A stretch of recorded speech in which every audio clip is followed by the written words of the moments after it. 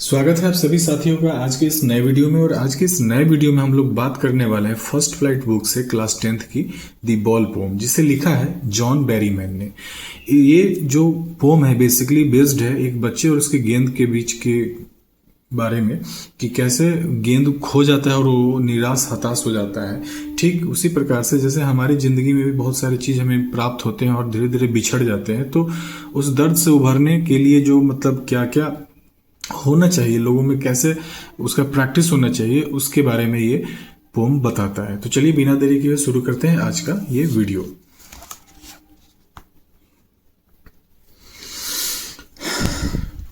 What is the boy now who has lost his ball? What is he to do? I saw it go. अब ये बच्चा अब क्या करेगा जिसका गेंद खो गया है। अब एक तरह से जैसे हम लोग भी बचपन में होते थे तो हमारे खिलौने होते थे तो टूट फूट जाता था या गायब हो जाता था, तो कुछ समय के लिए हम लोग निराश हताश हो जाते थे। अगर उसे कोई छू भी देता था तो उसे झगड़ा हो जाता था। तो कहने का मतलब है कि ये भी बच्चा जो है सो अब इसका गेंद खो गया है, अब ये क्या करेगा। What is he to do? I saw it go. वो उसने उसे जाते हुए देखा। Merrily bouncing down the street and then merrily over there is in the water. Merrily मतलब हैप्पीली। वो गेंद ऐसे खुशी खुशी जा रहा था जैसे मान लो वो जेल से आजाद हुआ हो, और रास्ते से होकर के लुढ़कते लुढ़कते जो है सो फाइनली पानी में चला जाता है। No use to say oh there are other balls. Oh there are other balls का मतलब हुआ the word suggest that the loss is not important enough to worry about. कहने का मतलब है कि ये कहने का कोई फायदा नहीं है कि दूसरे भी गेंद है, तुम क्यों इतना निराश हो रहे हो, क्यों इतने हताश हो रहे हो। ये कहने का कोई सेंस नहीं है। नो, क्योंकि उसका लगाव उस गेंद से था, जो कि वो दूसरा तो आ सकता है लेकिन वो गेंद नहीं आ सकता है। And ultimate shaking grief fixes the boy as he stand rigid, trembling, staring down all his young days into the harbor where his ball went. Grief का मतलब होता है sadness which greatly affects the boy. यानी इसका मतलब यहाँ पर ये है कि इस बच्चे को जो है सो मतलब काफी ग्रेट सैडनेस फील हो रहा है जैसे ही उसका गेंद उससे गायब हो गया है।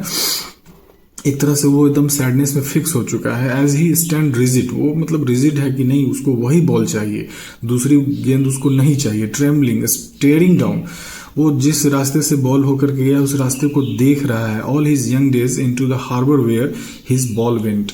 हार्बर जहां से मतलब पानी की शुरुआत होती है, जहां से समुंदर ही समुंदर होते हैं, जहां पर उसकी गेंद खो जाती है। I would not intrude on him.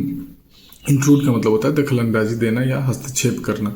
तो राइटर बोल रहे हैं कि मैं उसे डिस्टर्ब नहीं करूंगा, जिस चीज को वो एक्सपीरियंस कर रहा है उसको करने दूंगा। A dime another ball is worthless. A dime मतलब होता है 10 सेंट्स। ये करेंसी है यूएस का। यानी मतलब एक बॉल को खरीदने में बहुत ज्यादा खर्च नहीं होता है। Now he senses first responsibility. लेकिन यहाँ पर पैसे की बात नहीं है, खर्च की बात नहीं है, ये रिस्पॉन्सिबिलिटी की बात है। जैसे मैंने बताया था कि बहुत सारे लोग आपसे जुड़ते हैं और धीरे धीरे बिछड़ते चले जाते हैं, तो इस चीज को आप ग्रेजुअली एक्सपीरियंस करते हैं, फील करते हैं। नहीं है कि आप बड़े हो जाएंगे और अचानक से जो है सो इस बिछड़ने के शौक को आप सहन कर पाएंगे। ये बचपन से ही शुरू हो जाता है। वो खिलौने के रूप में होता है, दोस्तों के रूप में होता है और धीरे धीरे बहुत सारे लोगों के रूप में होता है।